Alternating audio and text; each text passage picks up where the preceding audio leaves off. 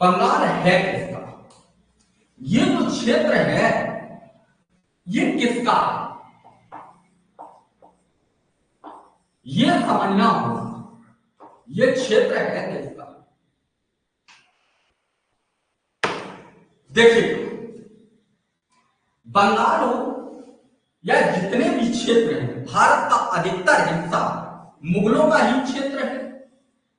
मुगलों का ही क्षेत्र है। मुगल सत्ता का धीरे धीरे पतन होने लगता है।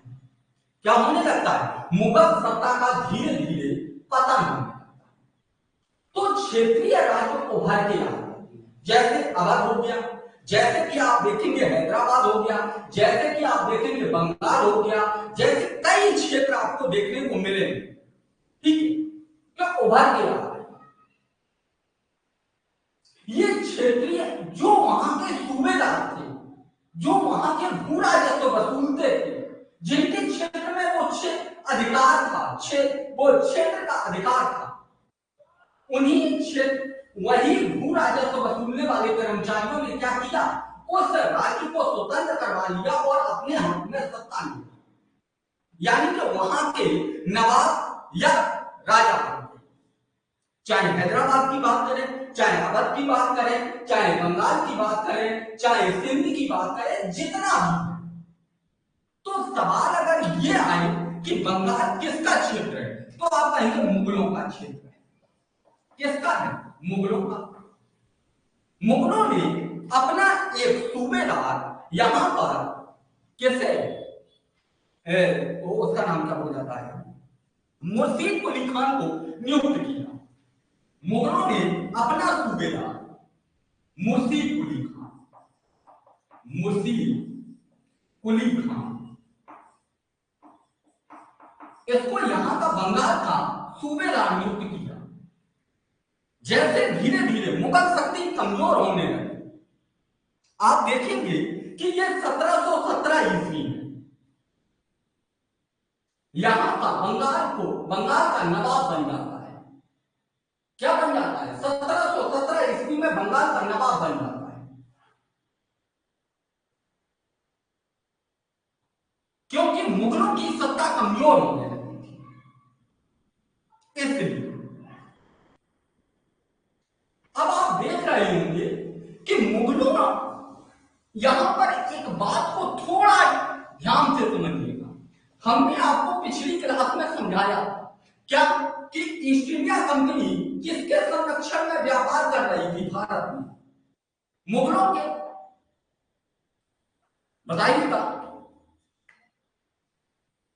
कैप्टन हॉकिंस जो पहुंचा था वो जहांगीर के दरबार में पहुंचा था, उसी से तो अनुमति मांगी थी, हाँ या ना? उसी से अनुमति मांगी थी भारत में व्यापार करने की। मुगलों के संरक्षण में ईस्ट इंडिया कंपनी भी है। मुगलों के संरक्षण में जितने भी क्षेत्रीय सूबेदार हैं वो हैं, और ये सूबेदार क्या कर रही है? अपने अपने क्षेत्रों को स्वतंत्र कर रही है। कब? जब मुगलों की सत्ता कमजोर पड़ी होगी तब। मुगलों की सत्ता जब कमजोर हुई होगी तभी तो जो सूबेदार हैं उन्होंने क्षेत्रों को स्वतंत्र किया होगा। बताओ मेरे दोस्त, हाँ या ना? है? उदाहरण के तौर पर मान लीजिएगा आप हैं, आपका यह क्षेत्र है, आपने क्या किया? आप जैसे कानपुर के रहने वाले हैं, आपने इस वाले क्षेत्र पर किसी व्यक्ति को भू राजस्व वसूलने के लिए, इस वाले क्षेत्र पर किसी को, इस वाले क्षेत्र पर किसी को, इस वाले क्षेत्र पर किसी को नियुक्त कर दिया। आप क्या है? केंद्रीय शक्ति के रूप में। हमने देखा आपका पतन हो गया। हम यहां के सूबेदार थे, हमने क्या किया? आपको एक तरीके से चुनौती दे दी। हमने इस क्षेत्र का अपने आप को नवाब घोषित कर दिया। कब? जब आपकी केंद्रीय सत्ता में कमजोरी आई। यानी कि केंद्रीय सत्ता में कमजोरी कब आएगी? जब आपके धन और बल में कमी आएगी।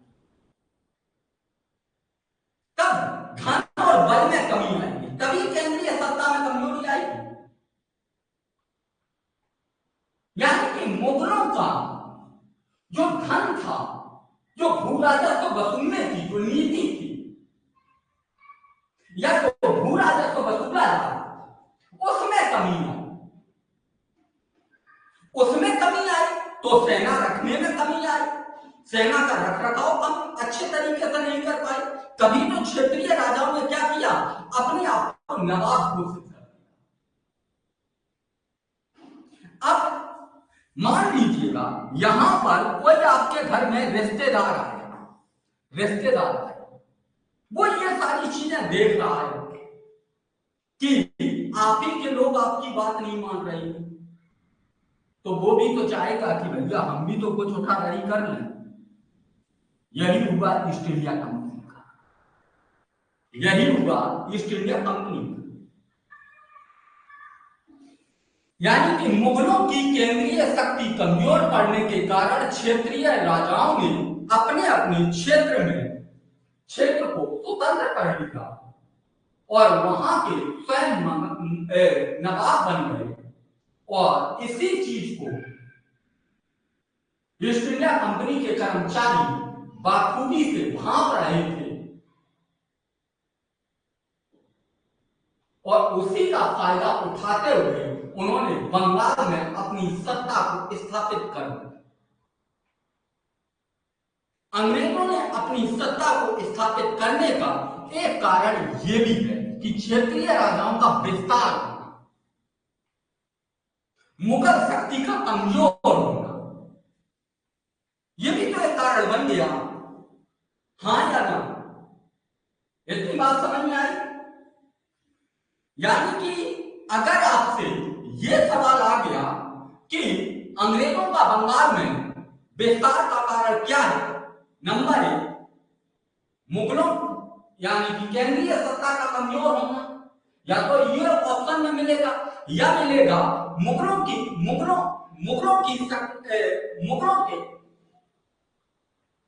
मुगल सत्ता का कमजोर होना, या ऑप्शन में मिलेगा क्षेत्रीय राजाओं का उभरना। आप कहेंगे बिल्कुल ये कारण ईस्ट इंडिया कंपनी का बंगाल में विस्तार का एक कारण बना। ठीक, इस बात को समझिए। अब क्या हुआ कि बंगाल का इस समय बंगाल का पहली बार सत्ता को दावेदारी करने वाला एक व्यक्ति था जिसका नाम था मुर्शीद कुली खान। कौन? मुर्शीद कुली खान।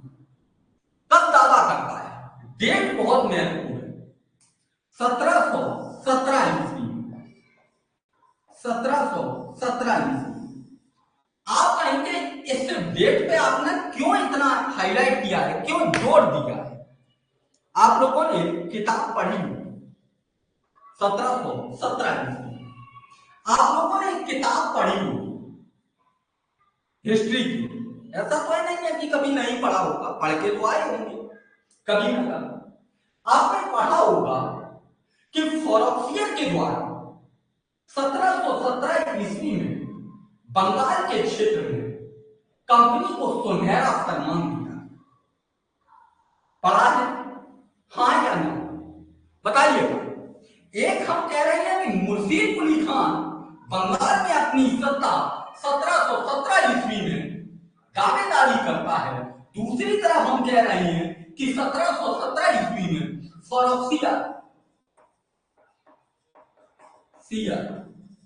यहां पर ईस्ट इंडिया कंपनी को, या इसे हम लिख रहे हैं ईस्ट इंडिया कंपनी में, ईस्ट इंडिया कंपनी को सुनहरा सम्मान प्राप्त,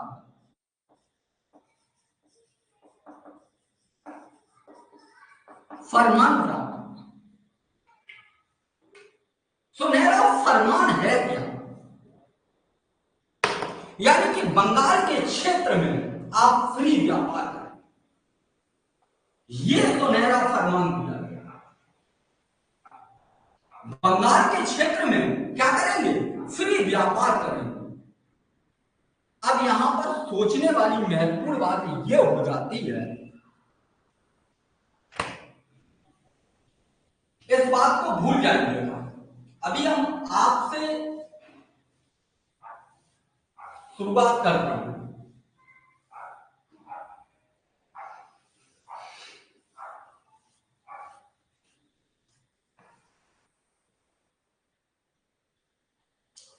उत्तर प्रदेश के इस समय सीएम है योगी आदित्यनाथ।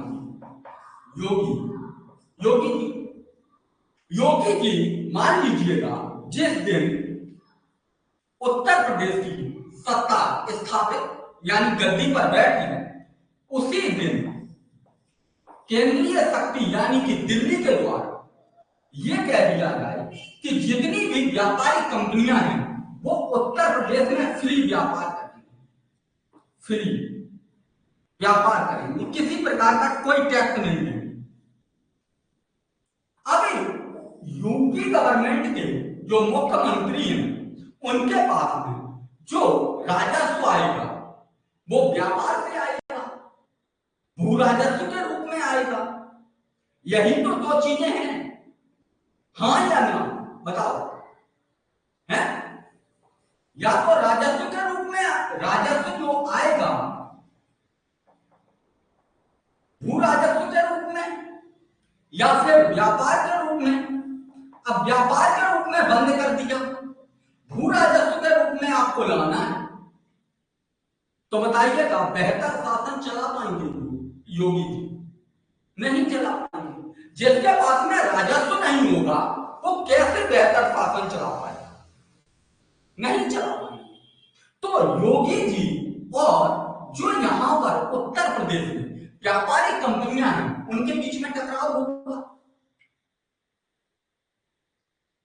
होगा या नहीं?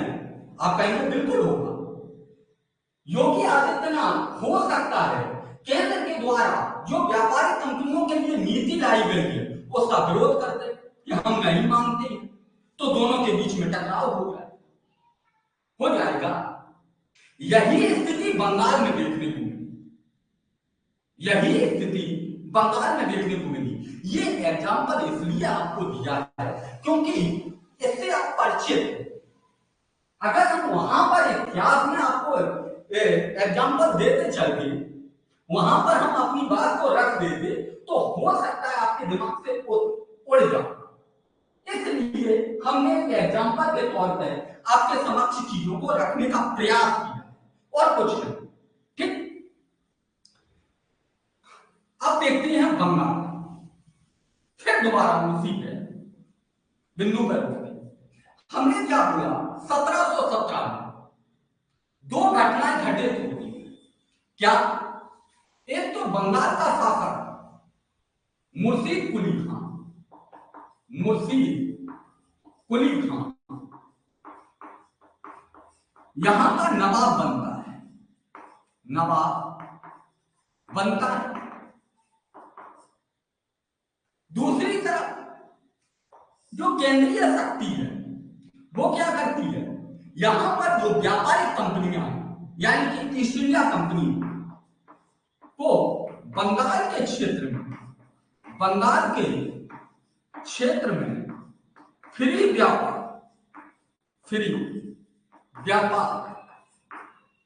करने की अनुमति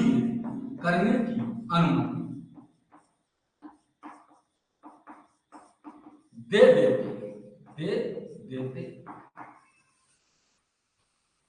अब बताइए इनके और इनके बीच में टकराव प्रारंभ, इनकी उनसे बनेगी नहीं। तो प्लासी के युद्ध का अगर हम देखें तो महत्वपूर्ण कारण यह भी हमको नजर आ रहा है, सबसे महत्वपूर्ण कारण, यानी कि प्लासी के युद्ध की जड़ में अगर जाएं कि प्लासी के युद्ध का जड़ क्या है, कारण क्या है, अति महत्वपूर्ण कारण क्या है, तो आप कहेंगे 1717 की घटना। क्या कहेंगे? 1717 की घटना। और आपको ये दोनों बातें बतानी होंगी क्योंकि किसी भी राज्य को चलाने के लिए राजस्व का होना अति आवश्यक है। और इस समय बंगाल के पास में राजस्व दो ही रूप से निकल सकता था, या तो भू राजस्व के रूप में या व्यापार के रूप में, और कोई तीसरा थोड़ी नहीं है कि जीएसटी लागू कर देंगे, ऐसा तो कुछ नहीं है। कि और कई प्रकार के टैक्स लाद दिए जाएंगे जनता के ऊपर। इस समय बहुत ज्यादा टेक्नोलॉजी से भी लोग परिचित नहीं थे कि मोबाइल और टीवी पे इतना % टैक्स देना पड़ेगा, ऐसा भी नहीं था। यानी कि जो राजस्व आता था वो दो ही तरीके से बंगाल में वसूला है। मुर्शीद कुली खान जब बंगाल की सत्ता पर बैठता है 1717 ईस्वी में, तब भू राजस्व की नीति में बहुत ज्यादा सुधार करता है, बहुत ज्यादा सुधार करता है। कुछ इतिहासकार तो इसे बंगाल के लिए ऐसे स्वर्ग मानते थे इस शासक को, किसने बंगाल को स्वर्ग में डेवलप कर दिया। स्वर्ग में डेवलप करने का मतलब है राजस्व व्यवस्था में बढ़ोतरी। राजस्व व्यवस्था में जब बढ़ोतरी कर पाएगा तभी तो कानूनी व्यवस्था, प्रशासनिक व्यवस्था, इन चीजों में सुधार कर पाएगा, अन्यथा तो नहीं कर पाएगा। बिना पैसे के कुछ नहीं होता है? तो इसने यहां पर सुधार किया भू राजस्व में। भू राजस्व में सबसे ज्यादा जो पुरानी नीतियां थी उनमें बदलाव कर दिया। इसलिए कुछ इतिहासकार इसको कहते हैं कि बंगाल का स्वर्ग से उतरा हुआ नवाब है, क्योंकि इसने बंगाल को सुधार दिया। जब ये बंगाल की सत्ता पर बैठता है तो बंगाल में स्वर्ग ला दिया। स्वर्ग लाने का मतलब है इसने जो पुरानी पद्धति थी उसमें बदलाव किया। लेकिन बात यहां पर ईस्ट इंडिया कंपनी जब बंगाल के क्षेत्र में व्यापार कर रही थी तो 1717 ईस्वी में इनको तो सुनहरा सम्मान मिल चुका था। ये कहते थे कि भाई हम बंगाल के क्षेत्र में फ्री व्यापार करें। मुर्शीद कुली खान कहता था कि बंगाल का नवाब मैं हूं, मैं। इसके लिए यहां पर जो व्यापार करेंगे हमारी शर्तों के आधार पर आपको व्यापार करना। दोनों के बीच में टकराव बढ़ने लगा, अंतोबत हुआ। इस बात पर समझौता हुआ कि आप एक सालाना रकम दीजिएगा, इतना पैसा हमको दे दीजिएगा और बंगाल के क्षेत्र से व्यापार करेंगे। ये भी मान गए और इसी शर्त के आधार पर बंगाल के क्षेत्र में व्यापार करने लगी ईस्ट इंडिया कंपनी। किस शर्त के आधार पर? कि एक निश्चित सालाना रकम दे दीजिएगा। यानी कि एक सोचने वाली बात, मुर्शीद कुली खान जब बंगाल की सत्ता पर बैठा था तो आपको बता दें एशिया में जितना जीडीपी होती थी उसका 60% अकेले बंगाल से वसूला वो प्राप्त होता था। मुर्शीद कुली खान जब बंगाल की सत्ता पर बैठा इसने अपने आप को स्वतंत्र नवाब तो घोषित कर दिया, लेकिन मुगलों की आधीनता को नहीं छोड़ा। यह भू राजस्व का शासन एवं प्रशासन चलाने के लिए केवल अपने पास पैसा रखता था, बाकी पूरा पैसा वसूल के मुगल केंद्रीय शक्ति को ही भेजता मुर्शीद कुली खान। लेकिन मुर्शीद कुली खान ने ईस्ट इंडिया कंपनी को फ्री व्यापार जो सुनहरा फरमान दिया गया उस पर अनुमति नहीं दी। उसने कहा था नहीं, आप फ्री व्यापार नहीं कर सकते, आपको कुछ हमारी शर्तें माननी पड़ेगी। और वो शर्तों के तहत में क्या था, तो आप एक सालाना एक निश्चित वार्षिक रकम दीजिएगा, उसके तहत में आप व्यापार करिएगा बंगाल के क्षेत्र। ईस्ट इंडिया कंपनी मजबूरन इस शर्त को मानने के लिए बाध्य हुई। लेकिन ईस्ट इंडिया कंपनी कभी ना कभी जब भी मौका मिलता था तब इस नीति को तोड़ देती थी। यानी कि जो इनको दस्तक दिया गया था, ये दस्तक का समय समय पर दुरुपयोग करते रहते थे बंगाल के क्षेत्र। दुरुपयोग कैसे, इसके बारे में अभी हम चर्चा करेंगे। ठीक, इतनी बात को आप लोग समझ लीजिएगा कि इतना आपको समझ में आया। तो प्लासी के युद्ध का महत्वपूर्ण कारण क्या है, ये यहां तक किसी को कोई समस्या बताओ, हां या ना?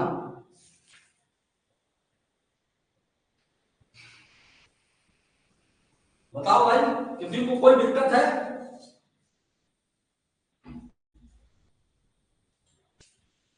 नहीं, आप लोग बोल भी नहीं रहे।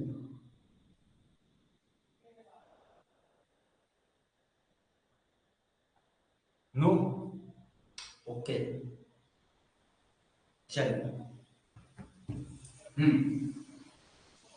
बस इतने ही मुर्शीद कुली खान के बारे में जानना, ठीक है? बहुत ज्यादा आपको डिटेल में नहीं चलना। कई छात्र ऐसे होते हैं कि जो जो बातें लिखी हैं सारी चीजों को याद करने का प्रयास करते हैं, तो सारी चीजों को नहीं याद किया जाता है, ठीक है? केवल महत्वपूर्ण बातों को समझना होता है। बीच में एक दो शासक आए, उनकी इतनी भूमिका है नहीं, उनको याद भी नहीं करना। इसके बाद में एक बंगाल का नवाब बनता है अलीवर्दी खान, 1740। कौन? अलीवर्दी खान। अलीवर्दी खान 1740 और 1706 ईस्वी तक रहा। 1740 ईस्वी से 1756 ईस्वी। अलीवर्दी खान क्यों महत्वपूर्ण हो जाता है, यहां पर कुछ बातों को समझिएगा।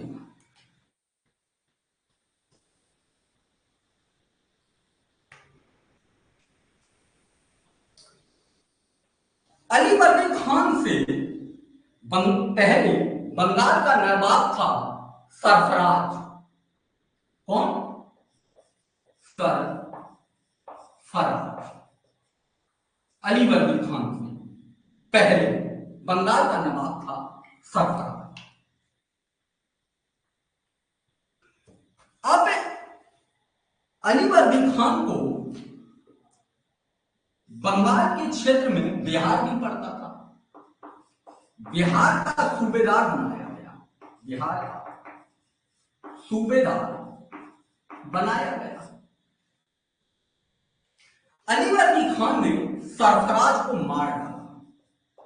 क्या कर डाला? मार डाला, और खुद सत्ता को स्थापित कर दिया, खुद यहां का नवाब बन गया। तो आप कहेंगे कि ये तो एक कहानी है। नहीं, इतिहास में कभी भी आप केवल और केवल एक डायमेंशन से नहीं सोच सकते।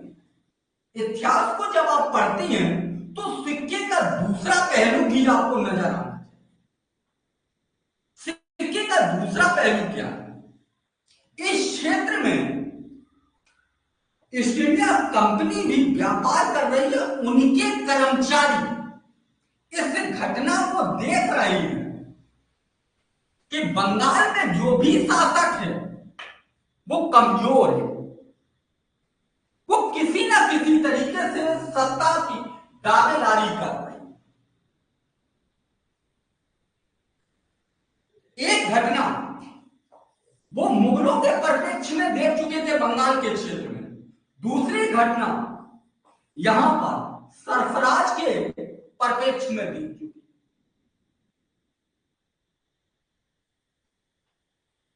तो यानी कि बंगाल के क्षेत्र में ईस्ट इंडिया कंपनी भी कभी दावा कर सकती है। ये अचानक रातों रात कंपनी के कर्मचारियों के अंदर विचार नहीं आया कि रात में सोए एकदम कि बंगाल में अपनी सत्ता को स्थापित करती है, नहीं। ये एक लंबे समय की घटनाओं से प्रेरित होकर कर्मचारियों के अंदर ये विचार है। केवल बंगाली के क्षेत्र में नहीं, यही स्थिति वो हैदराबाद यानी कि कर्नाटक वाले क्षेत्र में भी देख रहे, यही स्थिति, यही दौर है। आप देखिएगा, देख रही हैं कि एक स्थिति दक्षिण भारत में भी चल रही है, एक स्थिति बंगाल के क्षेत्र में चल रही है, सारी चीजों को भांप रही है।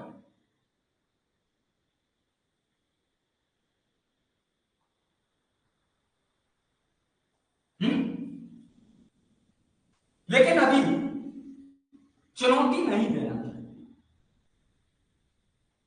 अभी केवल और केवल इनका मूल उद्देश्य है व्यापार करना।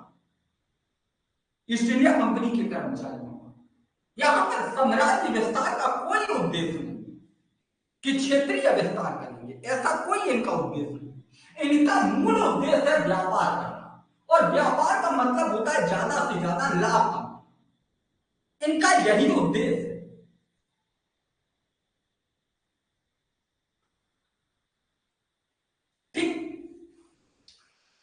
सरफराज तक, मैंने क्या बोला, अली वर्दी खान, मुर्शीद कुली खान, सॉरी, पहला शासक बंगाल का कौन बनता है? मुर्शीद कुली खान से लेकर सरफराज तक ईस्ट इंडिया कंपनी ने उन्हीं शर्तों के साथ व्यापार किया जिन शर्तों के साथ मुर्शीद कुली खान ने कहा था। यानी कि 1717 से लेकर मुर्शीद कुली खान 1717 में बंगाल की गद्दी पर बैठा, और सरफराज 1739 ईस्वी में इसकी मृत्यु हुई। तो 1717 से लेकर 1739 तक ईस्ट इंडिया के कर्मचारियों ने उन्हीं शर्तों के साथ में व्यापार किया जिन शर्तों के साथ में मुर्शीद कुली खान ने कहा था कि एक वार्षिक रकम दीजिएगा और आप यहां से व्यापार बंगाल दीजिए, उन्हीं शर्तों के साथ। लेकिन पहले मुगलों की इन्होंने स्थिति को बंगाल में देखा, तब ये विरोध करने लगे। अब अली वर्दी खान ये सूबेदार है, सूबेदार, ये इनका एक कर्मचारी है, उसने बंगाल के क्षेत्र में अपनी सत्ता को स्थापित कर दिया। इस बात को कौन भांप रहा है? ईस्ट इंडिया कंपनी के कर्मचारी। जैसे ही अली वर्दी खान बंगाल की गद्दी पर बैठता है, वैसे ही ईस्ट इंडिया कंपनी के कर्मचारी यहां पर मुर्शीद कुली खान के द्वारा दी गई शर्तों के आधार पर व्यापार करने से मना करने लगे। हम नहीं करेंगे, हमको फ्री व्यापार करना। क्या करना है? बंगाल के क्षेत्र में हमें फ्री व्यापार करना। हम सुनहरे फरमान के साथ में व्यापार करना चाहते हैं।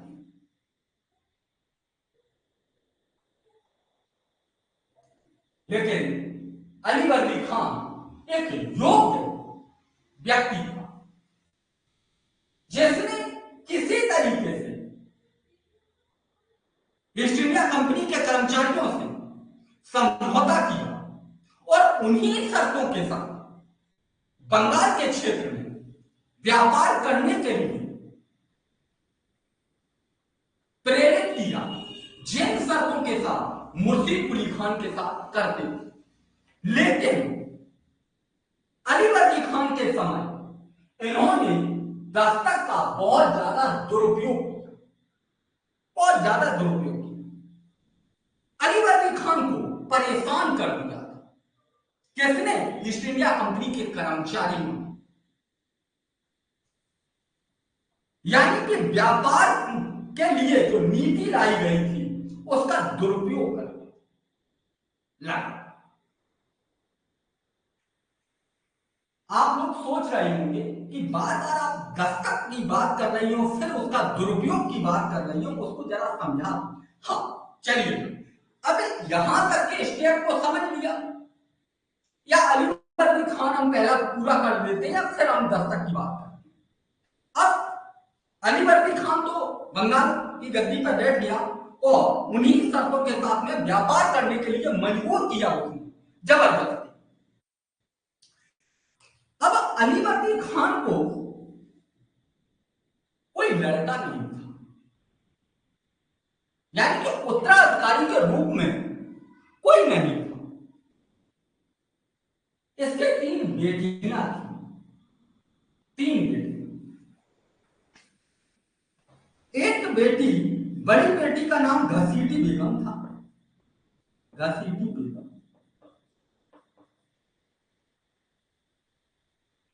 ये विधवा थी, ये भी किसी क्षेत्रीय राजा के यहां विवाहित थी, लेकिन विधवा हुई। एक पटना के नवाब थे, उसका नाती, उस बेटी का लड़का शौकत जंग, दूसरी बेटी शौकत जंग इसका लड़का था। ठीक, यानी कि ये भी एक उत्तराधिकारी के रूप में। तीसरी बेटी का एक बेटा था सिराजुद्दौला, सिराजुद्दौला। ये अपने नाना के पास ज्यादा रहता था, क्योंकि ये किसी नवाब का लड़का नहीं था। बाकी कोई ना कोई नवाब थे क्षेत्रीय, ये अपने नाना के पास ज्यादा रहता था। तो 1756 ईस्वी में जब अली वर्दी खान सत्ता से उतरना चाहते थे, तब इन्होंने सिराजुद्दौला को यहां का उत्तराधिकारी घोषित कर दिया। सिराजुद्दौला उत्तराधिकारी इसने घोषित कर दिया। सिराजुद्दौला को जब इसने उत्तराधिकारी बनाया, तब इसने महत्वपूर्ण सलाह दी थी। सलाह कहिएगा या कहिएगा ज्ञान देना। सिराजुद्दौला अली वर्दी खान, उसने कहा कि ये जो यूरोपीय कंपनियां हैं बंगाल के क्षेत्र में, अगर इन्हें छेड़ोगे तो ये काट खाएंगे, अगर इनसे प्यार से रहोगे तो ये शहद देंगे। यानी कि यूरोपीय कंपनियों की उपमा कल्पना अली वर्दी खान ने मधुमक्खियों से की थी। किससे? मधुमक्खियों से। इसने कहा, अली वर्दी खान ने अपने उत्तराधिकारी से, कि इनसे समझौता करके प्यार से रहे, अगर इनको छेड़ दिया तो ये काट खाएंगे, आपको सत्ता से उतार देंगे। हमको कई बार उन्होंने चुनौती दी, हमने इनसे संबंध अच्छे रखे, इसीलिए मुर्शी कुली खान जो जिन शर्तों पर व्यापार करता था, उन्हीं शर्तों के आधार पर हमारे साथ भी इन्होंने व्यापार किया। ये सलाह कौन देता है? अली वर्दी खान अपने उत्तराधिकारी मुर्शी कुली खान को देता है। जब सत्ता देता है, वो इन यूरोपीय कंपनियों की उपमा किनसे करता है? तो आप कहेंगे मधुमक्खियों से करता है। किनसे सामंजस्य बना के रखिएगा, ये बात होता है। ठीक, अब यहां पर बंगाल, अभी तो देखा था कि ईस्ट इंडिया कंपनी और बंगाल के नवाब के बीच में विरोधाभास था। ईस्ट इंडिया कंपनी और बंगाल के नवाब के बीच में विरोधाभास था। किसको लेकर? जो मुगल शासक फर्रुखियत के द्वारा सुनहरा फरमान दिया गया बंगाल के क्षेत्र में फ्री व्यापार, उसको लेकर विरोधाभास था। लेकिन अब एक नई स्थिति और बन गई है बंगाल। क्या? जब अली वर्दी खान के बाद अली वर्दी अपना नया उत्तराधिकारी सिराजुद्दौला को बंगाल का नियुक्त करता है, तो उसके विरोधी और कौन? उसकी सगी मौसी विरोधी के रूप में उभरती है। उसका मौसेरा भाई विरोधी के रूप में उभर गया है। यानी कि बंगाल की सत्ता पर यह भी स्थापित होना चाहिए। लेकिन अली वर्दी खान सिराजुद्दौला को यहां का नवाब बना दिया, इसलिए ये सिराजुद्दौला के दोनों क्या बन गए? विरोधी। तीसरी स्थिति क्या निकल के आई? बंगाल के क्षेत्र में आपसी संबंधों का खराब होना या नवाब के करीबियों का रूठना, ठीक है, या उनसे संबंध में टकराव होना, ये अगली स्थिति बन गई। तो जब सिराजुद्दौला गद्दी पर बैठता है, तब उसके समक्ष एक नहीं, दो नहीं, हजारों चुनौतियां उभरती हैं। एक युवा लड़का है, युवा लड़का है, 20-22 साल का, जब बंगाल की गद्दी पर बैठता है, बड़ा क्रोधित है। वो अपने विवेक से काम नहीं लेता है। यानी कि अली वर्दी खान ने सलाह जरूर दी थी, लेकिन उस सलाह को वो ज्यादा दिन तक दिमाग में बैठा नहीं सका। क्यों? क्योंकि नौजवान लड़का है, वो छोटी छोटी बात पर आक्रोशित हो पड़ता है। इसीलिए इसके समक्ष और ज्यादा चुनौतियां आ गई। अब हम सिराजुद्दौला के बारे में अध्ययन करते हैं, ठीक है, और दस्तक को भी हम समझने का प्रयास।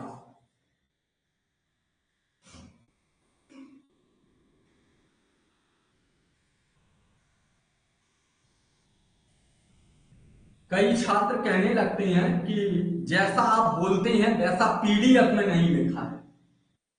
भाई, पीडीएफ में हम किताब की लैंग्वेज रखते हैं, ठीक है, और जो हम समझाते हैं वो आपको हम वहां की स्थिति को समझाते हैं, स्थिति को, ठीक है।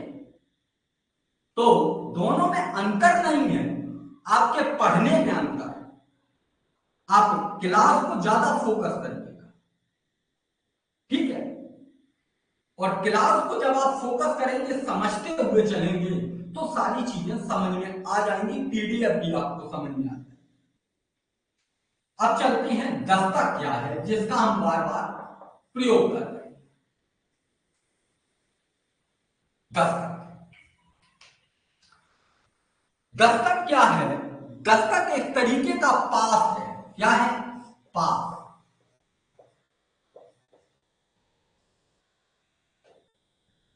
इसके तहत में ये मुगलों के द्वारा कंपनी को दिया गया। किसको? कंपनी को। याद रखना, किसको दिया गया? कंपनी को।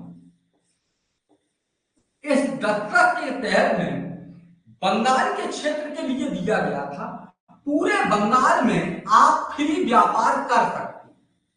क्या कर सकते हैं? फ्री व्यापार। यानी कि किसी प्रकार का कोई टैक्स नहीं दिया जाता।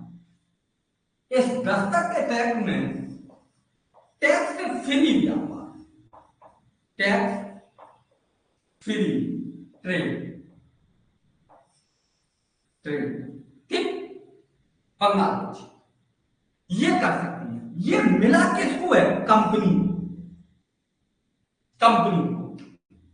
अब इसका दुरुपयोग कैसे होने लगा, इस बात को भी समझते हैं। दुरुपयोग कैसे हुआ?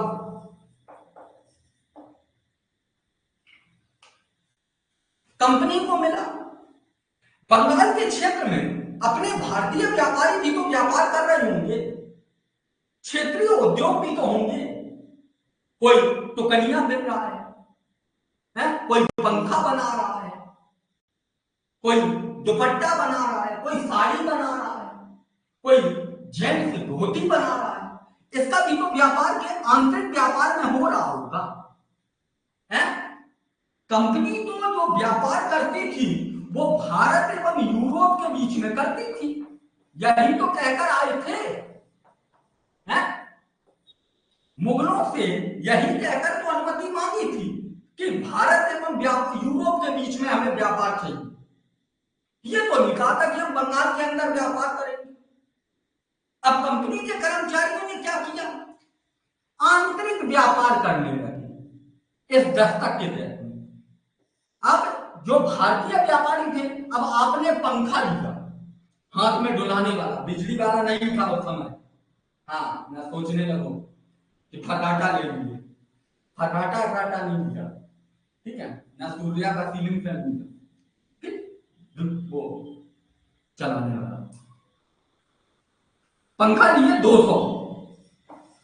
अब एक पंखे का 10 रुपए मूल्य है, बीच में देना पड़ रहा है टैक्स। भारतीय व्यापारी भी व्यापार कर रही है पंखे का, ठीक है? और अब क्या करने लगे? इनके कर्मचारी, कंपनी नहीं, कंपनी के कर्मचारी, उन्होंने कहा बैठे ठाले क्या करें, थोड़ा पैसा ही कमाया जाए।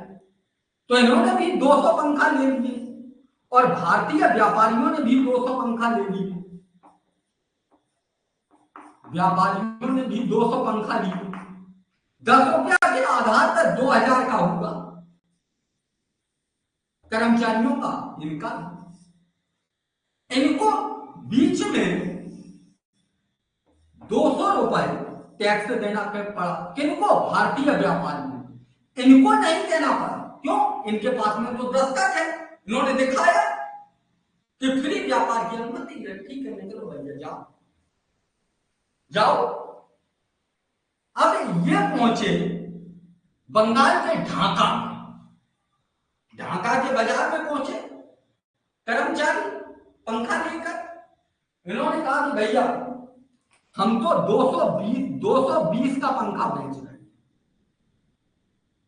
एक पंखा 220 का। अब भारतीय व्यापारी अगर 220 का बेचेगा तो जो टैक्स लगा हुआ है वो कहां से निकलेगा? अब ये बेच रहा है 250 रुपए का एक पंखा, तो बताओ भारतीय व्यापारियों का पंखा बिकेगा? आप लोग बताओ, नहीं बिकेगा, इन्हीं का बिकेगा। यानी कि भारतीय व्यापारियों का पतन किया। अब भारतीय व्यापारियों का जब पतन हो जाएगा तो जो राजा है उसको टैक्स के रूप में मिलेगा पैसा? नहीं मिलेगा।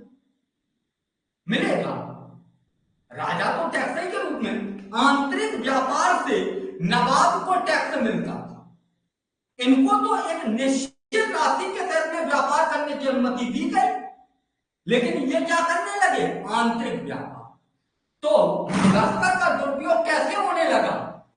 ईस्ट इंडिया कंपनी के कर्मचारियों ने भारत में आंतरिक व्यापार करने लगे। एक बात समझ में आई? ठीक। दूसरा पॉइंट इस आंतरिक व्यापार, दूसरा पॉइंट दस्तक का दुरुपयोग। आप कहेंगे राजस्व में कमी आई, राजस्व में कमी आई, ये भी तो बात समझ में आई। टैक्स के रूप में पैसा नहीं मिल रहा है, राजस्व में कमी आई है, आंतरिक व्यापार करने। ठीक है, ये किसके समय किया? अलीवर्दी खान के समय ये स्थिति रही। ठीक है, तो अलीवर्दी खान क्या करता था? इनको पुचकार के रखता था, अरे तुम कहाँ इन सब में लगे हो, तुम तो लंबा खेल खेलो, तुम काहे को यहाँ, ठीक है, पुचकार। तभी वो किसको, अपने बेटे अपने नाती को सलाह देता है कि अगर इनको छेड़ा गया तो ये काट खाएंगे, इनको अगर हम टाइट तरीके से रोक देते कि ये सब क्या कर रहे हो, ये कहते काहे हम तो करेंगे, कर पाओ तो कर लो। नहीं, उसने कुछ कहा कि कहाँ है इन सब चलक्के में लगे हो, तुम तो लंबा हाथ मारो, सीधा यहां तक पहुंचो, हुगली से करो, मैं बंदरगाह है हुगली से सीधा निकलो यूरोप। ये ठीक है, तो दस्तक का दुरुपयोग कैसे हो रहा था अलीवर्दी खान के समय, और किस तरीके से इसीलिए अलीवर्दी खान अपने बेटे वो नाती को सलाह इसी आधार। यहां तक बात समझ में आई, बताइए हैं? तो हम चले सराजुद्दौला की तरफ। एक बार सभी लोग बता दीजिएगा यस, यहां तक बात क्लियर है। और ये सब बातें भूल मत जाना, ठीक है, सबसे क्वेश्चन आएगा, मैं दावे से कह रहा हूं, हर एक पॉइंट से सवाल बनेगा। हाँ, ना फिर कहना कि ये लोग बताया नहीं, फिर कुछ नहीं हम कर पाएंगे, वहां तो आप ही को, यहां भले ही हम कुछ कर लें, ठीक है, हाँ वहां तो 2 घंटे आप ही को झेलना पड़ेगा।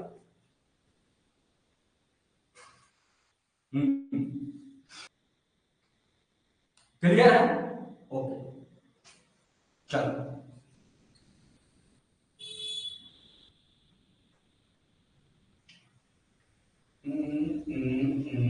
हाँ, हम लोग अब सराय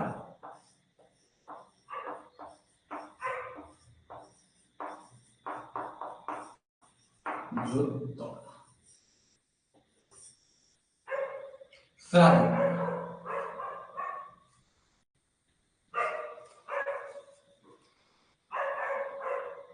1756 में ये बंगाल की गद्दी पर बैठता है, और 1757 में एक साल, सोच के देखो कितना संघर्ष होगा इस व्यक्ति के जीवन में।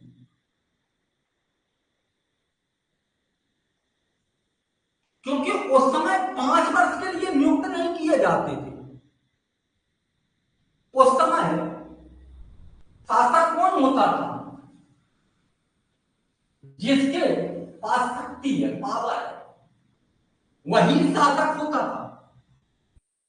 अभी इसके नाना को देखा होगा, 1740 में सत्ता पर बैठा था, 56 तक रहा था, 1740 से 56 तक, ये 56 में 57 में खत्म। सोचो,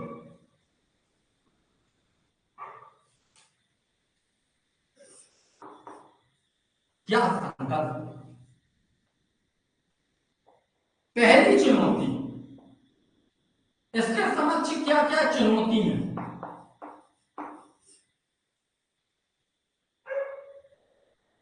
आपसी करें,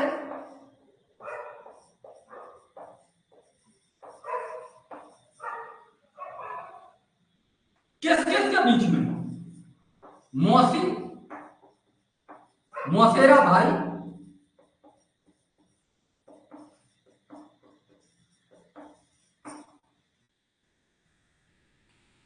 अभी हमने बताया था मौसी कौन है, घसीटी बेगम,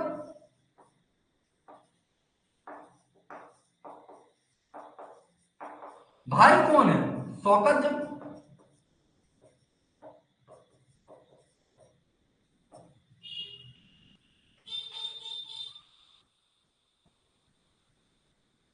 दूसरा ईस्ट इंडिया कंपनी,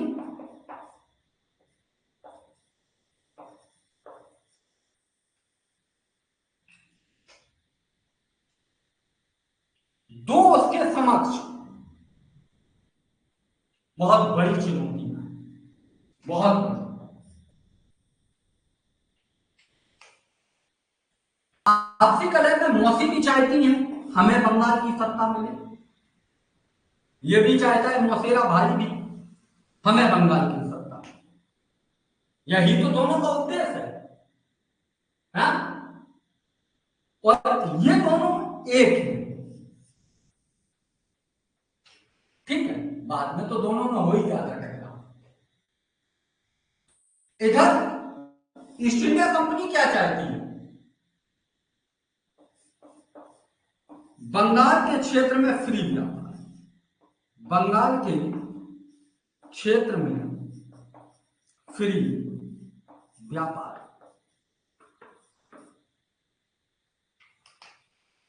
क्योंकि नया लड़का आया है, युवा है, कंपनी के कर्मचारी एकदम तटस्थ खड़े हैं कि अब तो बंगाल के क्षेत्र में फ्री व्यापार करना है, अब तो कुछ नहीं। ये चुनौती और ये दो है उसके साथ। अब बंगाल के क्षेत्र में फ्री व्यापार तो करना ही है, क्षेत्रीय व्यापार यानी कि दस्तक का दुरुपयोग, दस्तक का दुरुपयोग बढ़ा। जो अलीवर्दी खान के समय ये दस्तक का दुरुपयोग करते थे, अलीवर्दी खान ने किसी तरीके से रोक लिया, अब तो ये करने ही लगे पूरी तरीके से। दस्तक का दुरुपयोग बढ़ा तो क्षेत्रीय व्यापारियों का पतन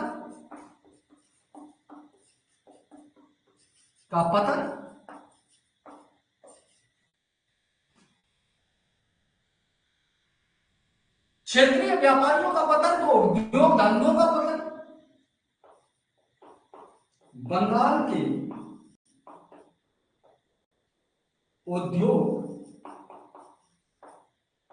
धंधों का पतन।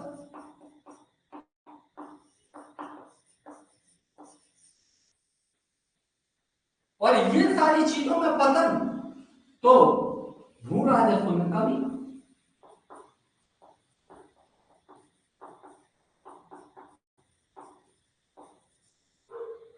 कह सकते हैं, बताओ, ये अगर चुनौती है तो ये सब कारण उसके समक्ष बन गए। एक ये चुनौती है कि ये चुनौती, और ये चुनौती में ये चुनौती है तो इसके ये कारण, ये प्रभाव देखने को मिल रहे हैं। बताओ मेरे दोस्त, हाँ या ना? ये चुनौती से ये प्रभाव देखने को मिल रहे हैं, यस या नो? अभी हमने समझाया, आप लोग बोल नहीं रहे हैं।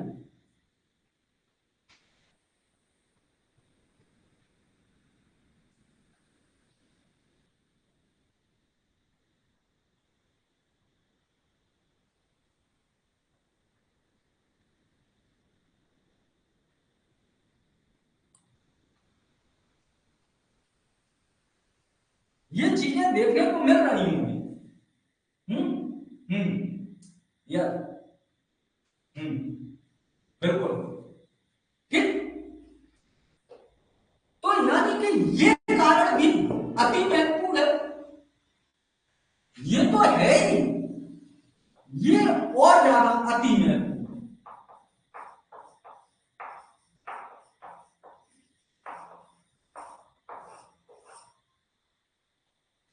ये पॉइंट याद रखना, यहां से सवाल आया।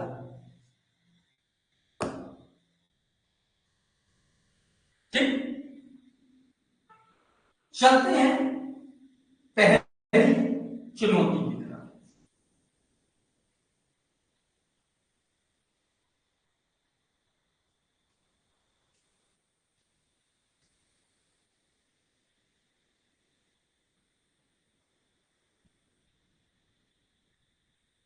हेलो, अरे क्लास में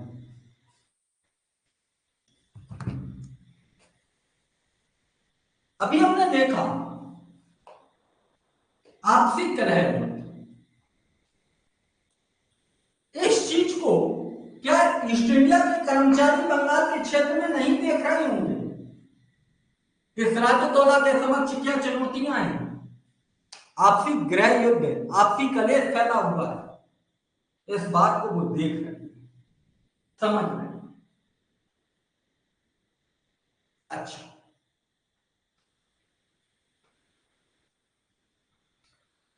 यहां पर एक बात और समझने वाली है। क्या? कि कल की क्लास याद करो, द्वितीय कर्नाटक युद्ध कब से कब तक हुआ था? आप लोग डेट बताइएगा। द्वितीय कर्नाटक युद्ध कब से कब तक हुआ था? डेट बताओ।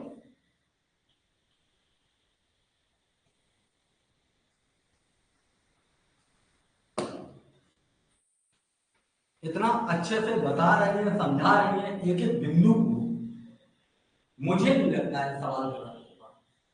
डेट बताओ द्वितीय कर्नाटक युद्ध का। 1749 से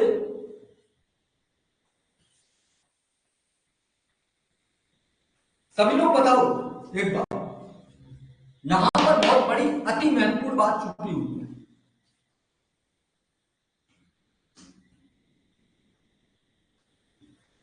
1749 से 54, चलिए 49 से 57 नहीं है, 54। 1749 से 54 यही है। यस, इसको थोड़ा अभी रोक के रखिएगा, इस बिंदु को। ठीक, इस बिंदु को अभी रोक के रखिएगा बस। आपसी कलेश सिराजुद्दौला के समक्ष ईस्ट इंडिया कंपनी यहां पर क्या कर रही है? बंगाल के क्षेत्र में आप देख रहे होंगे कि बंगाल के क्षेत्र में ईस्ट इंडिया कंपनी चाहती है कि हम फ्री व्यापार करें। यहां पर ये चुनौती दे रहे हैं, ये लोग चाहते हैं कि बंगाल के क्षेत्र में हमको सत्ता मिलनी चाहिए। द्वितीय कर्नाटक युद्ध में हमने कल ही आपको बताया था कि डुप्ले क्या चाहता था। हैदराबाद और कर्नाटक के क्षेत्र में हमारे कठपुतली के नवाब बैठ जाए, यही चाहता था, हाँ या ना? है? द्वितीय कर्नाटक युद्ध में कल की क्लास याद करो बाबू, डुप्ले क्या चाहता था? डुप्ले की सोच क्या थी कि कर्नाटक और हैदराबाद में हमारे कठपुतली के नवाब बैठ जाए, यही चाहता था। और उसमें वह सफल भी हुआ, लेकिन वो तो फ्रांस सरकार के गलत डिसीजन के कारण डुप्ले की नीति असफल हो गई।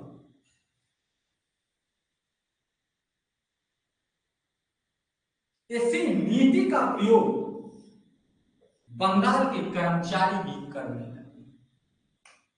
बंगाल के कर्मचारी, रॉबर्ट क्लाइव अभी नहीं, बंगाल के कर्मचारी सोचते हैं कि इन दोनों में से कोई अगर बंगाल के क्षेत्र में नवाब बन जाएगा तो हमारा कठपुतली का नवाब। इन दोनों में से ईस्ट इंडिया कंपनी के कर्मचारियों ने बंगाल में मौसी और उसके मोमेरे भाई को सपोर्ट करना प्रारंभ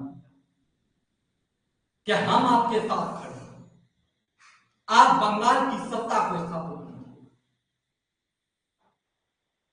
आप बंगाल की सत्ता को स्थापित कीजिएगा।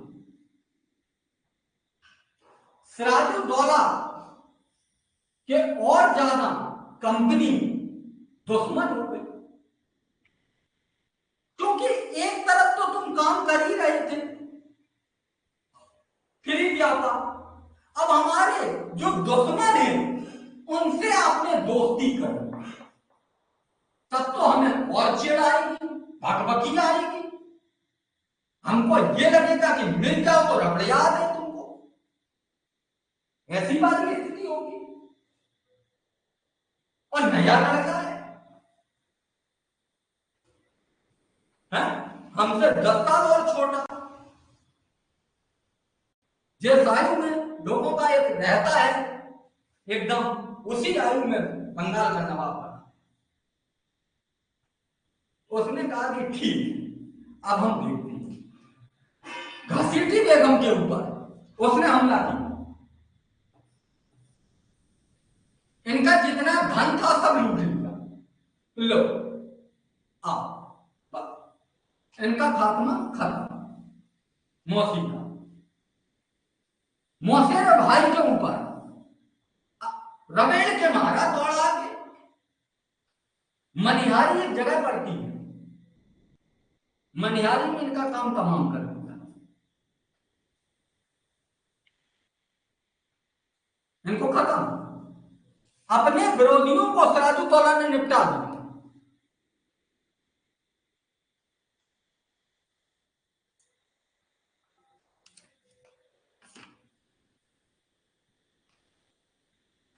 ठीक,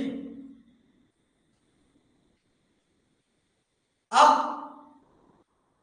सिराजुद्दौला ने ईस्ट इंडिया कंपनी के जो व्यापारिक केंद्र थे उन पर आक्रमण किया कि तुम भी निकलो यहां से, ये दोनों तो खत्म हो गए, अब तुम भी निकलो। तुम जो सोच चल रहे हो वो तुम्हारी कामयाब नहीं होने देंगे, चलो हटो बंगाल के क्षेत्र से। तो उसने इनके व्यापारिक केंद्रों पर आक्रमण किया। हुगली हो गया, चंदन नगर हुगली हो गया, और भी सतगांव हो गए, चटगांव हो गए, वो हुगली सतगांव चटगांव नहीं, हुगली हो गया, और भी जो व्यापारिक केंद्र थे उन पर इन्होंने हमला किया। और बंगाल के क्षेत्र से इनको रबेड़ रबेड़ के भगाया, रबेड़ रबेड़ बंगाल से बाहर निकाला। बंदे दम तो थी, पूरे बंगाल के कर्मचारी जितने थे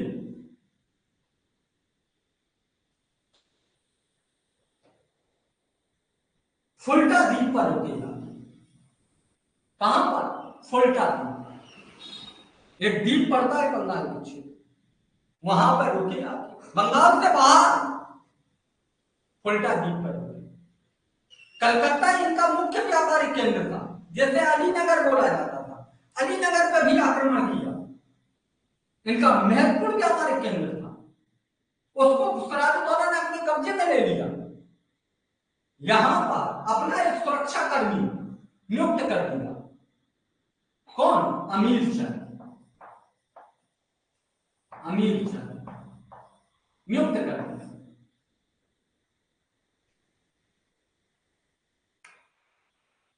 ठीक, अब शासन तो उस समय कलकत्ता से नहीं होता था, ढाका से होता था या मुर्शिदाबाद से। ठीक है, यहां इनकी राजधानी थी। पहले उस समय इनकी ढाका रही, फिर इसके बाद में मुर्शिदाबाद हो गई। अब ये नहीं पता कि इनके समय मुर्शिदाबाद ही हुई, मुर्शिदाबाद से ये शासन का संचालन करते। तो सिराजुद्दौला अपना मुर्शिदाबाद लौट आया। कलकत्ता इनका जो महत्वपूर्ण व्यापारिक केंद्र था, इनको बाहर निकाला और यहां पर अमीर चंद नामक एक व्यक्ति को सपोर्ट कर दिया। ठीक है, आप देखिएगा। और ये लोग बंगाल से बाहर निकाले तो फुलटा द्वीप पर। अब इन्होंने मैसेज भेजा दक्षिण का, इनका महत्वपूर्ण व्यापारिक केंद्र है मद्रास।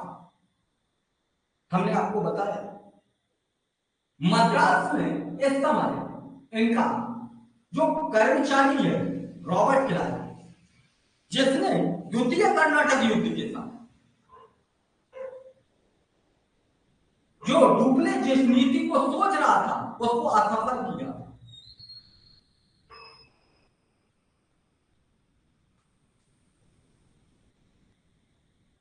तो रॉबर्ट क्लाइव के पास में मैसेज पहुंचा गया। रॉबर्ट क्लाइव एक अपनी लंबी सेना के साथ फुल्टा द्वीप आया। कहां आया? फुल्टा द्वीप, यानी कि बंगाल पहुंचा। बंगाल में अपने कंपनी के कर्मचारियों से मिला और बातचीत की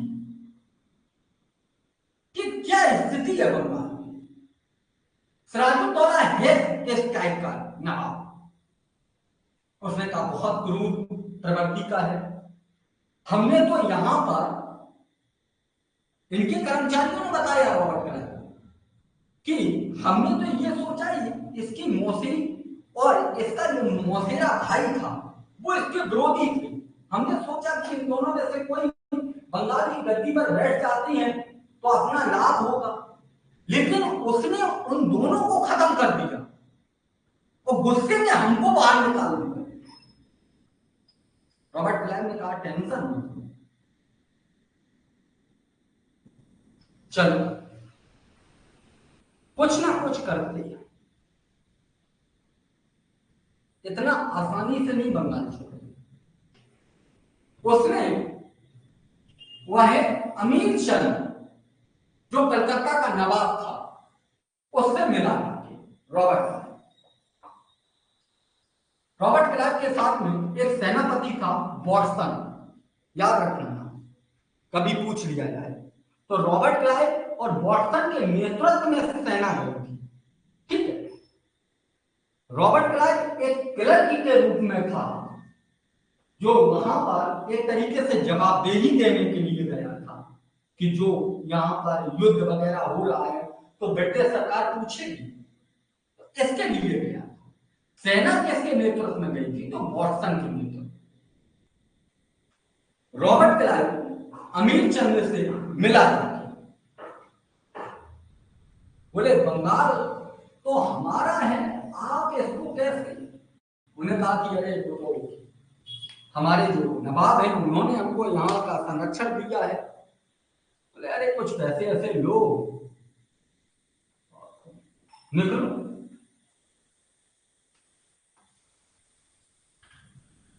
एक चीज और याद रखना, हम बता नहीं पाए यहां पर, दिमाग में पहले तो थी लेकिन फिर दिमाग से स्क्रिप्ट हो गई थी। क्या कि जब बंगाल के क्षेत्र से सिराजुद्दौला ने कंपनी को बाहर निकाला था तभी एक व्यक्ति था हालवेल नाम का एक व्यक्ति था जिसने ये आरोप लगाया था सिराजुद्दौला के ऊपर कि बहुत छोटा कमरा था, उसमें 146 व्यक्तियों को बंद कर दिया जिसमें दम घुटने के कारण ज्यादातर कर्मचारी हमारे मर गए, कुछ ही कर्मचारी बचे हुए हैं, उनमें से एक हम। इसी घटना को ब्लैक होल की घटना के नाम से जाना। ठीक है, ये कब हुआ था? जब अलीनगर वो कलकत्ता को खाली करवाया। हाँ, यह कालकोठरी है या ब्लैक होल, बात तो ये भी याद रखना, नोट्स में मिलेगा तो ध्यान रखना। अमीर चंद से मिला।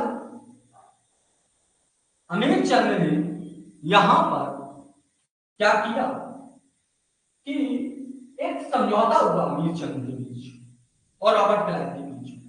क्या आप बंगाल को छोड़ दीजिएगा, वो अलीनगर को आप छोड़ दीजिएगा।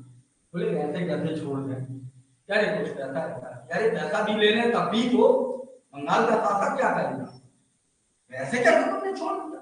मैंने कहा तुम्हारे हाथ घोड़े तोड़े दे रहे, तो दो हाथ घोड़े यानी कि पैर है तोड़ दिए और पैसा ऐसा उनको दे दिया और छोड़ दिया।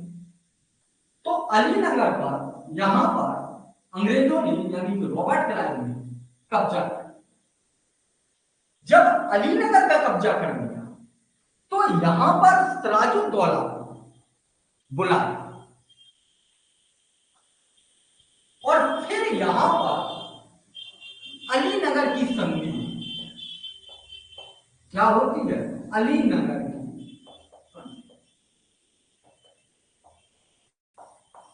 इसी को बोल रहे हैं। अलीनगर की संधि कब होती है? प्लासी युद्ध के पहले। याद रखना, किस किस के बीच में? सिराजुद्दौला और रॉबर्ट क्लाइव। ठीक। अलीनगर की संधि में क्या बातें थी? पहली थी कि अलीनगर के क्षेत्र में यानी कि कलकत्ता के क्षेत्र में हम फोर्ट का निर्माण करें। ठीक है। बंगाल के क्षेत्र में हम फ्री व्यापार करें। हम दस्ता का दुरुपयोग नहीं करेंगे, लेकिन फ्री व्यापार करेंगे। ठीक है। तीसरा, यहां पर हम सिक्के भी यानी कि टकसाल भी लगाएंगे, सिक्के भी डालेंगे अलीनगर में, टकसाल भी लगाएंगे। ठीक। सिराजुद्दौला को ये संधि यस 9 फरवरी 1757 को, यस 9 फरवरी 1757 को, याद अलीनगर की संधि। सिराजुद्दौला को ये संधि माननी ही पड़ी। उसके सामने कोई दूसरा चारा था ही नहीं कि संधि को न मानो, मजबूरन मानना, क्योंकि अलीनगर पर उन्होंने कब्जा कर लिया और अलीनगर पर कब्जा करने के साथ साथ सिराजुद्दौला इस समय आर्थिक स्थिति से भी जूझ रहा था। इस समय आर्थिक स्थिति से भी जूझ रहा था और भी कई कारण थे, कई परिस्थितियों में वो जूझ रहा था। जैसे कि क्षेत्रीय व्यापार का भी पतन हो गया था, उद्योग धंधों का भी पतन हो गया था और कई प्रकार की नीतियां भी बंगाल के क्षेत्र में लाना चाहता था। तो इसलिए उसे मजबूरन ये संधि माननी ही पड़ी और कोई दूसरा चारा था ही नहीं सिराजुद्दौला कि न माने अलीनगर, ठुकरा दे संधि। तो संधि को मानना पड़ा, यानी कि जो बातें अभी तक सिराजुद्दौला नहीं मान रहा था अलीनगर संधि के तहत, वो सारी बातों को माना। अच्छा, अब सिराजुद्दौला चला गया। जाने के बाद में रॉबर्ट क्लाइव ने कहा कि देखिएगा, अभी आपने इनके मित्रों से, जो इनके दुश्मन थे, उनसे दोस्ती करके आपने जो रणनीति का प्रयोग किया था उसमें असफल हो गए।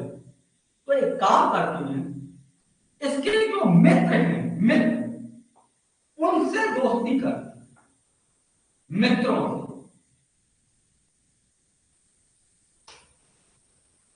मित्र कौन है? मुख्य सेनापति मीर जाफर। मीर जाफर इसका मुख्य सेनापति।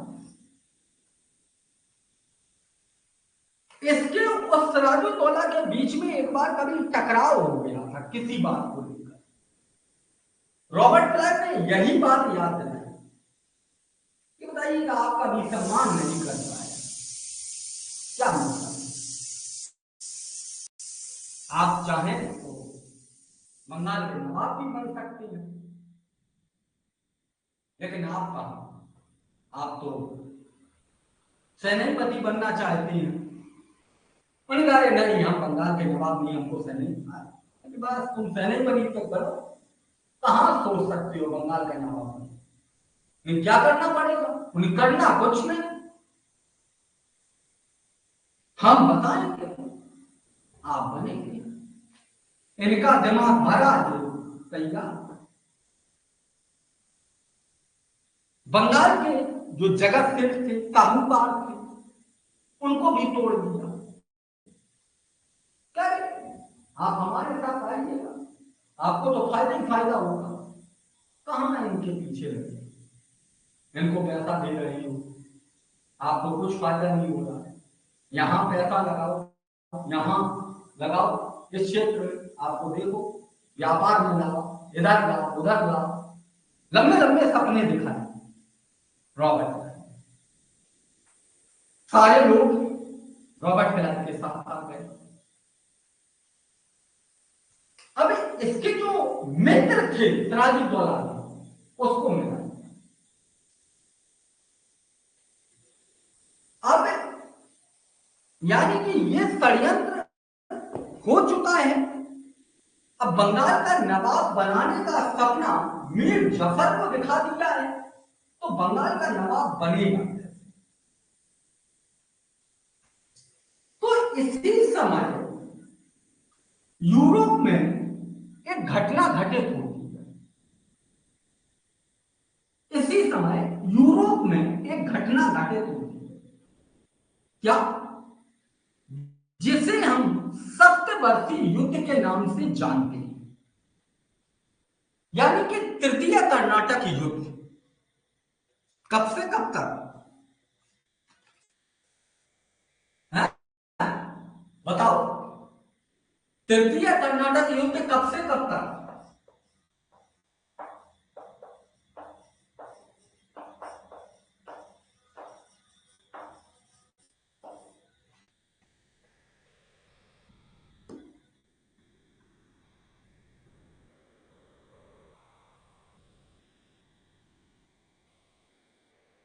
बताओ भाई, भूल गए?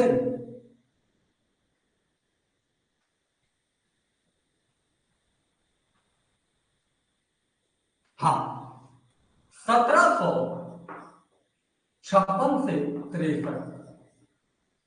1756 से 63। तृतीय कर्नाटक युद्ध का कारण हमने क्या बताया था? सप्तवर्षीय युद्ध का प्रारंभ। सप्तवर्षीय युद्ध का प्रारंभ होना, यानी कि 7 वर्षों तक चला। हमने आपको यह भी बताया था कि ये फ्रांसीसी और यूरोप के बीच में युद्ध प्रारंभ हुआ। ये लोग जहां जहां थे वहां वहां लड़ते। अच्छा, बंगाल के क्षेत्र में फ्रांसीसियों की महत्वपूर्ण व्यापारिक कंपनी, फ्रांसीसियों की महत्वपूर्ण व्यापारिक कंपनी चंदन नगर, चंदन, इस पर आक्रमण कर दिया था। आपको हमने बताया था। किसने? अंग्रेजों ने। आक्रमण किया गया अंग्रेजों के द्वारा।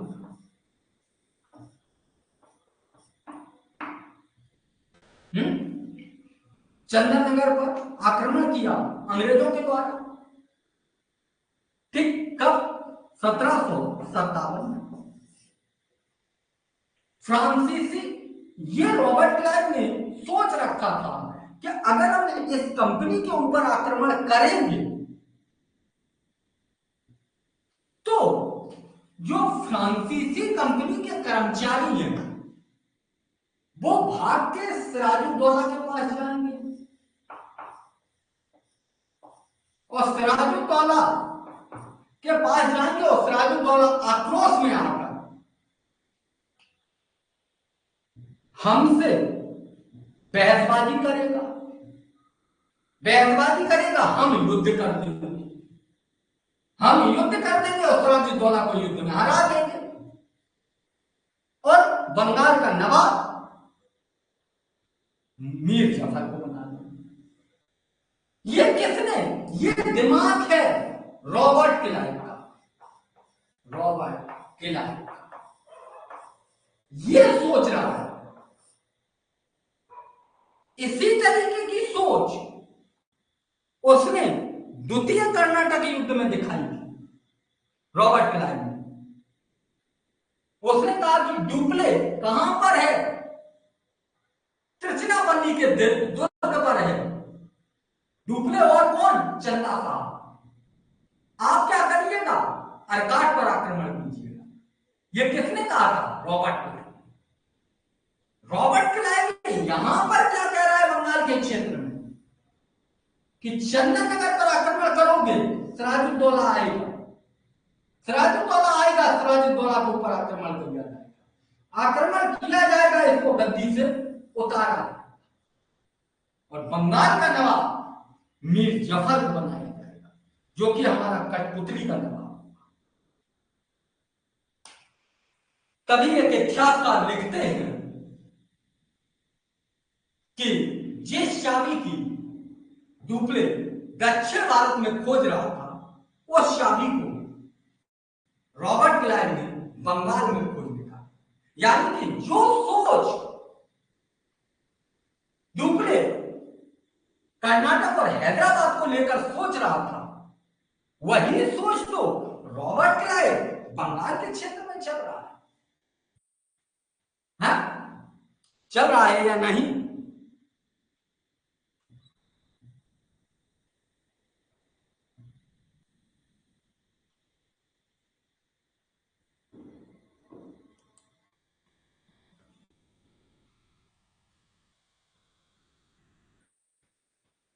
बताओ भाई।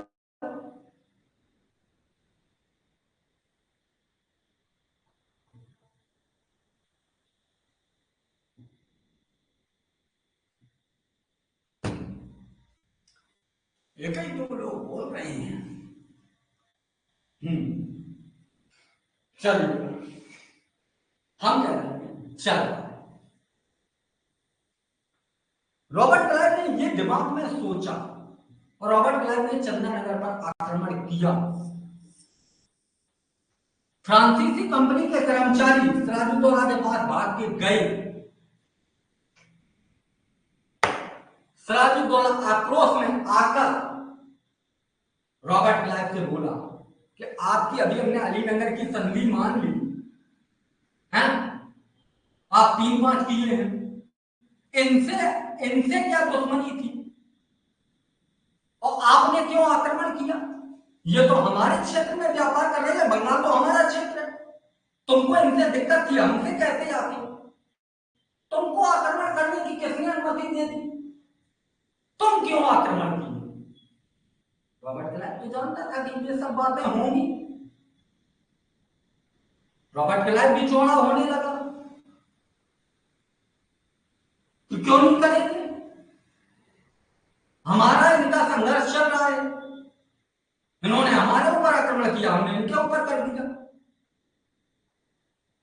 उन्होंने कहा चंदन नगर दो, उन्होंने कहा चंदन नगर तो नहीं देंगे,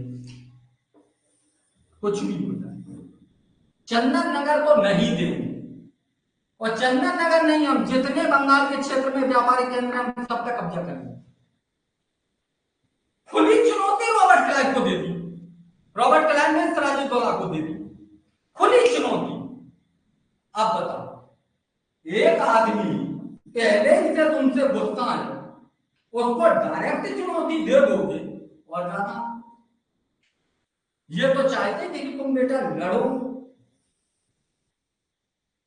सिराजुद्दौला और इनके बीच में, यानी कि सिराज की सेना एक तरफ और एक तरफ कंपनी की सेना में भिड़ंत हो गई।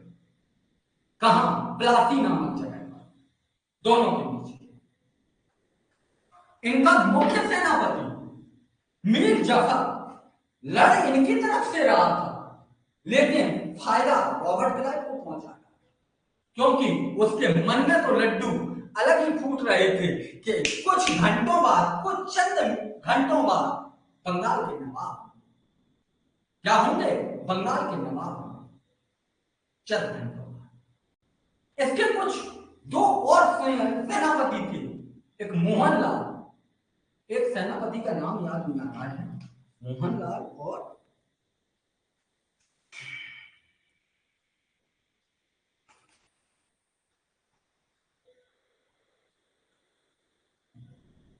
मीर मदन।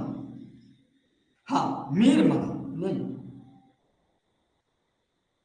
हाँ, मीर मदन और मोहनलाल।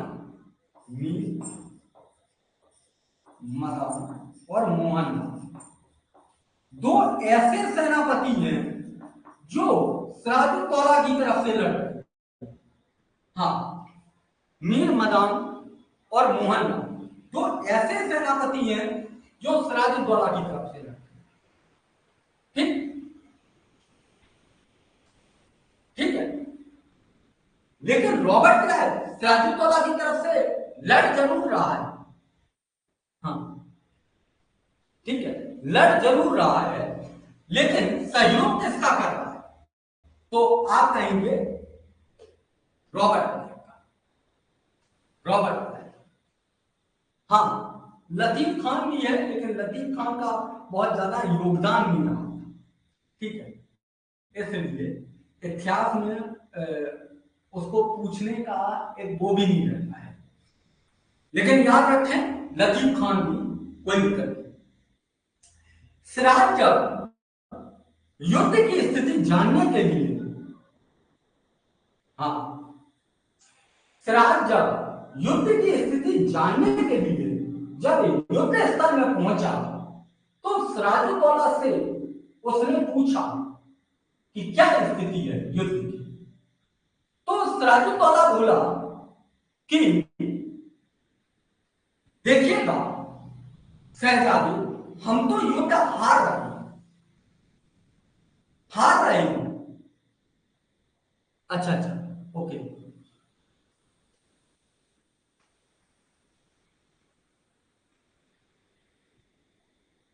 हाँ, राय दुर्लभ भी मीर जाफर की तरफ से है, ठीक है। हम तो युद्ध हार रहे हैं शहजादे। फिर वो मीर मदन और मोहनलाल से पूछता है कि क्या स्थिति है। पूरी स्थिति का जायजा नहीं किया जा सकता है, अपने सैनिक लगातार मर रहे हैं, यानी कि अंग्रेजी सेना भारी पड़ रही है, और आप जितना जल्दी हो सके युद्ध स्थल से निकल। ये कौन कहता है? मीर मदान और मोहनलाल कहता है। किससे? सिराजुद्दौला से। क्या आप जितना जल्दी हो उतना जल्दी युद्ध स्थल से निकल। यहीं पर प्रत्युत्तर में सिराजुद्दौला भी कहता है कि शहजादे, आपका जिंदा होना अति आवश्यक है। अगर आप जिंदा रहेंगे तो बंगाल की सत्ता हम कभी भी अंग्रेजों से छीन सकते, और इसी घड़ी मीर मदान मार युद्ध स्थल।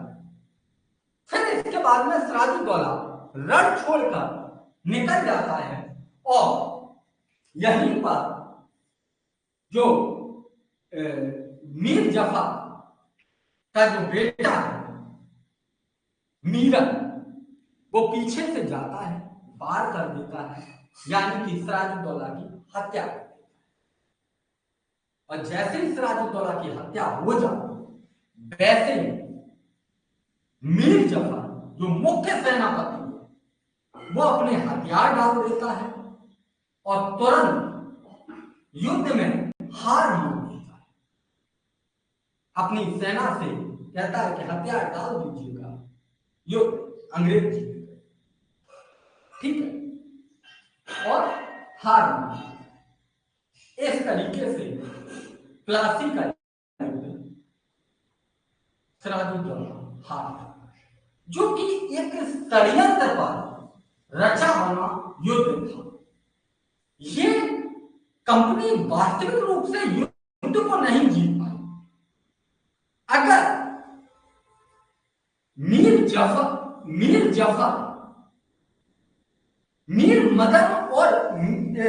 मदन और मोहनलाल की तरह तटस्थ होते तो भले ही प्लासी का युद्ध होता, उसका परिणाम कुछ और होता। और अगर प्लासी का युद्ध नहीं होता तो बंगाल का परिणाम कुछ और ही होता। लेकिन ये षड्यंत्रकारी युद्ध ने बंगाल की पूरी परिस्थितियों को बदल के रख दिया। यहीं से अंग्रेजों को बंगाल में अपनी सत्ता स्थापित करने का मौका मिल गया, या कहिएगा पैर रखने की स्थिति बन गई। इसलिए यह प्लासी का युद्ध महत्वपूर्ण है। भले ही अंग्रेजों को इसमें सत्ता स्थापित न हुई हो, उनका कठपुतली का नवाब बैठ चुका था, बंगाल के क्षेत्र में, जिससे उन्हें सामाजिक, आर्थिक, राजनीतिक तीनों प्रकार की लाभ प्राप्त बंगाल के क्षेत्र किस इस प्लासी मात्र की घटना से। क्लियर है यहां तक?